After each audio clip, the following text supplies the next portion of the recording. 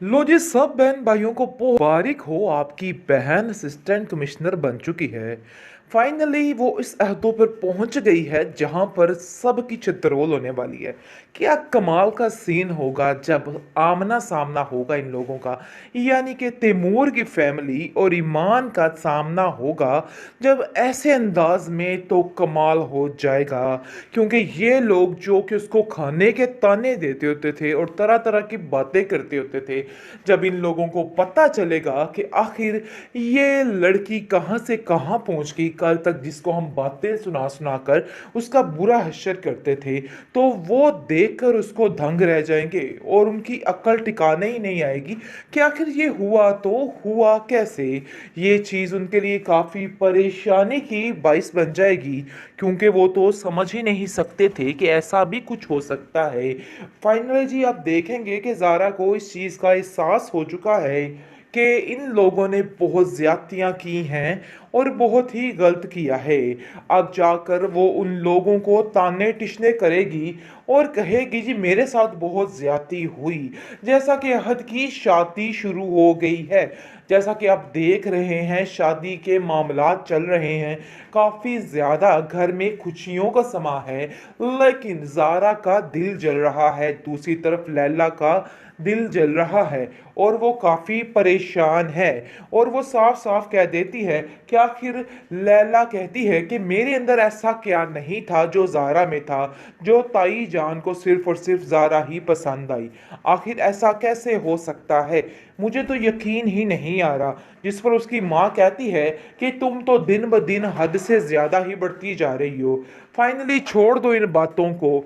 और वो उसको मना करती है कि तुम अब कोई ऐसी बात नहीं करोगी जिससे घर के मामला तबाह हों, क्योंकि उसको पता चल चुका है कि उसकी बेटी हद से ज़्यादा बढ़ती जा रही है।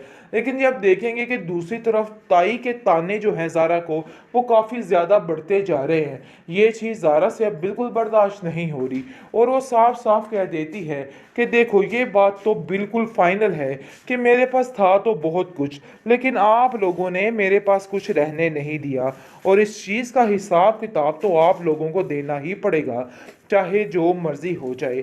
ये सब बातें सुनकर ताई काफ़ी हैरान और हक्की बक्की हो जाती है, क्योंकि है तो ये लोग लालची, दूसरों का हक खाने वाले। अब जाकर उनको समझ आएगी कि क्या हो रहा है।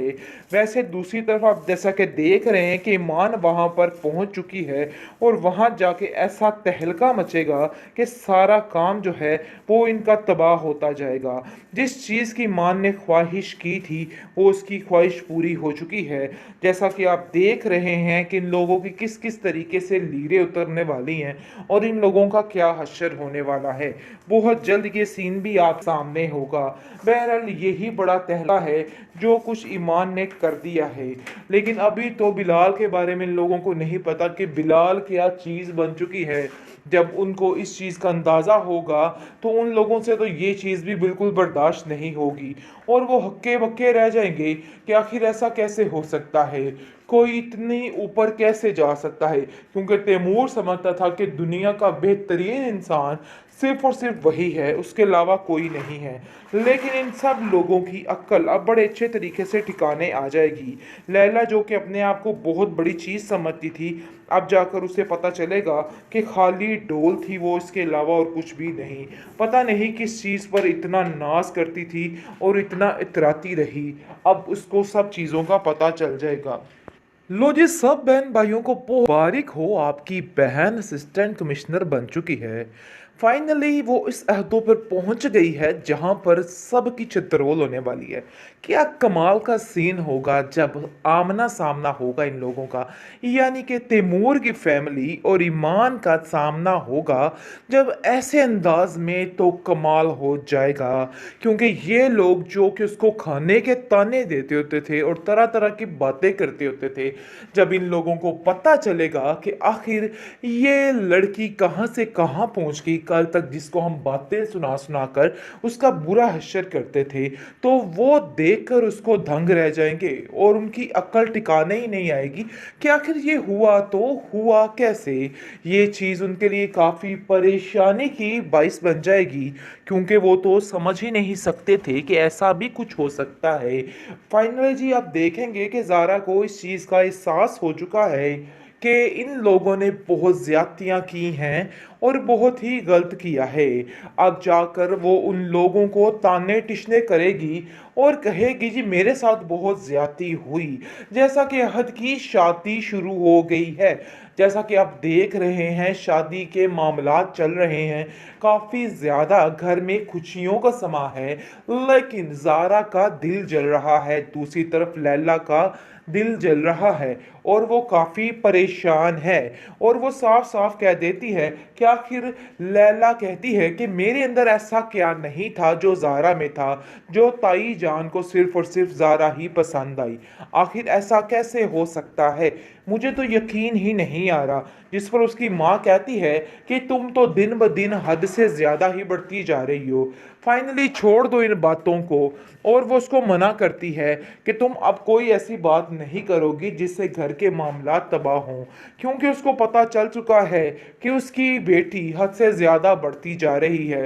लेकिन ये आप देखेंगे कि दूसरी तरफ ताई के ताने जो हैं ज़ारा को, वो काफ़ी ज़्यादा बढ़ते जा रहे हैं। ये चीज़ ज़ारा से अब बिल्कुल बर्दाश्त नहीं हो रही और वो साफ-साफ कह देती है कि देखो ये बात तो बिल्कुल फ़ाइनल है कि मेरे पास था तो बहुत कुछ, लेकिन आप लोगों ने मेरे पास कुछ रहने नहीं दिया और इस चीज़ का हिसाब-किताब तो आप लोगों को देना ही पड़ेगा, चाहे जो मर्ज़ी हो जाए।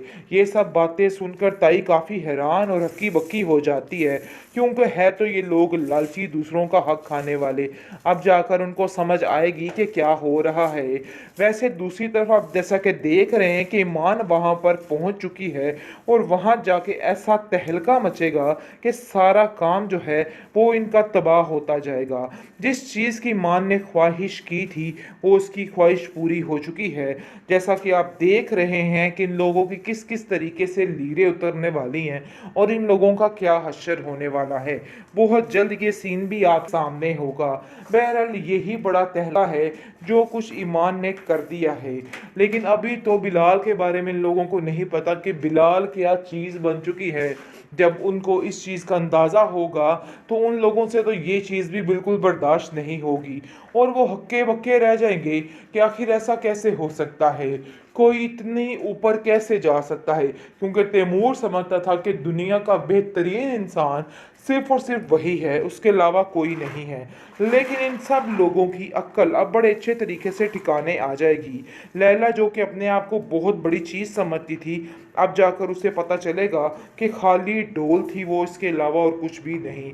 पता नहीं किस चीज़ पर इतना नाज़ करती थी और इतना इतराती रही। अब उसको सब चीज़ों का पता चल जाएगा।